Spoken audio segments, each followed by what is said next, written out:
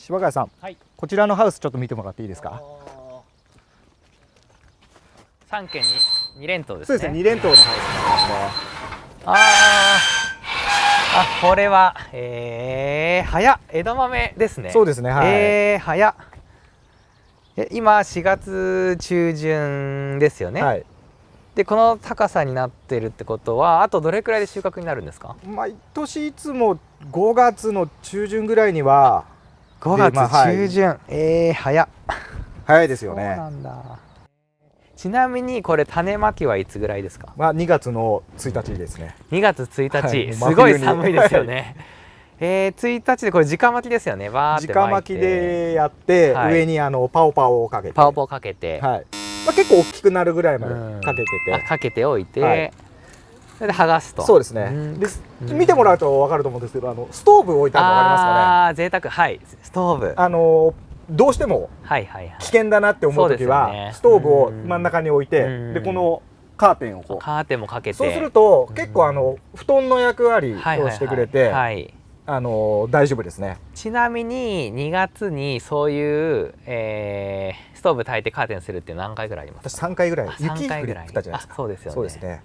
この作画だと難しい、他にポイントっていうのはあるんですか？ハウスの中で栽培するとどうしても今度あったかすぎてこの丈が伸びちゃうんですよ。そうすると実がどうしてもならなくなっちゃうんですよね。木に栄養を持ってかれて、なるべく丈をもう今度は抑える作業ですか。これ以上あんまり丈を伸ばさないようにっていうのを作業ですね。なるべく温度を上げすぎないように、でも夜は寒くならないように。難しいですね。そうなんですよ。だから開け閉めのこの感覚が大変なんですよね。じゃあやっぱ日中はしっかり換気をして、そうです。はい。夜は夜温が高い時は開けてたりするんですか？今のところまだ開けないですね。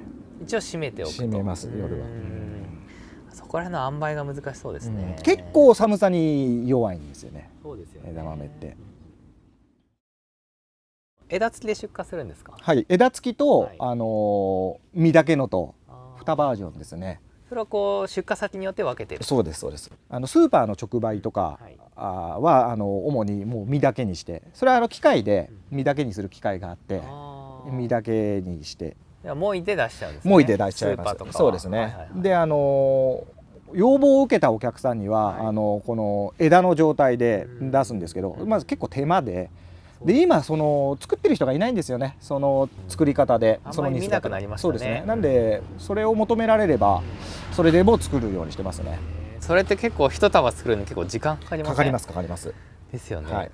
もう私もそんなに経験がないんで、両親が熟練の技でもうバンバン作ってくれるんで、両親に任せちゃいますそこは。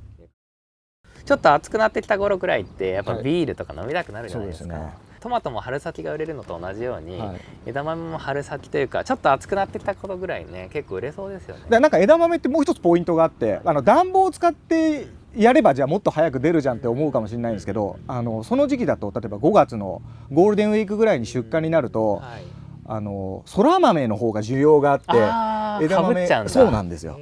ちゃんと一般のお客さんたちはそら豆を食べて枝豆を食べるみたいなルーティンがあるらしいんですよ。豆リレーがあるわけですね。そう、豆リレーがあるらしくてちょうど終わった一番早い時期に当てるような感じ。そっか。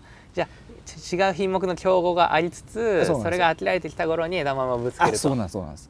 すごい考えてますね。そうすると一番いい時期に枝豆を売れる。でその時期に戸張さん家の枝豆が美味しいなってなると、ずっとそのまま買ってくれるみたいな。それでちなみにこの枝豆リレーはいつまで続くんですか？うちは12月まで続きます。12月まで、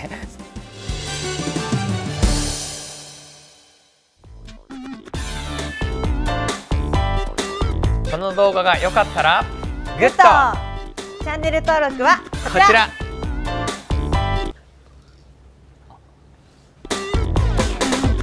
何やってんねん